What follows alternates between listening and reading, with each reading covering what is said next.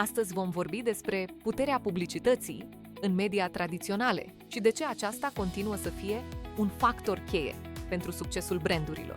În ciuda gamei largi de canale digitale disponibile, televiziunea, radioul și publicitatea outdoor rămân unele dintre cele mai sigure modalități de a ajunge la un public larg. Ele construiesc încredere, notorietate și un impact emoțional puternic. Serviciile media profesionale ajută companiile să treacă lin de la strategie la rezultate reale. Acestea includ o planificare media atentă, alegerea corectă a canalelor și o alocare eficientă a bugetului. Un element cheie este construirea unui mix media echilibrat.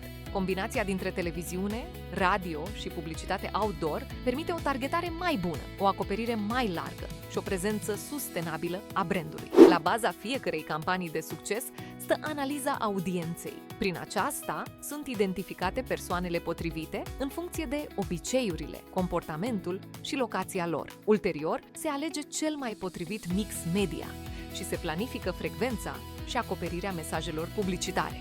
După planificare, urmează achiziția media. Acesta este procesul prin care se obțin cele mai bune condiții de publicitate în limita bugetului. Este esențial ca campaniile să fie monitorizate constant și optimizate atunci când este necesar. Campaniile tradiționale din televiziune, radio și publicitate outdoor au un impact dovedit. Televiziunea impresionează prin storytelling vizual și emoție. Radioul ajunge rapid și eficient la oameni. Publicitatea outdoor atrage atenția în locații cheie și rămâne în memorie. Adevărata putere se dezvăluie atunci când media tradiționale sunt combinate cu canalele digitale. Astfel, brandul comunică cu publicul în moduri diferite și construiește o experiență completă. La Memotion credem că publicitatea bună nu se măsoară doar în rezultate, ci și în impact. Cu mesaje clare și o strategie consecventă, brandurile devin o emoție care rămâne în memorie. Contactați-ne pentru a crea împreună publicitatea dumneavoastră media.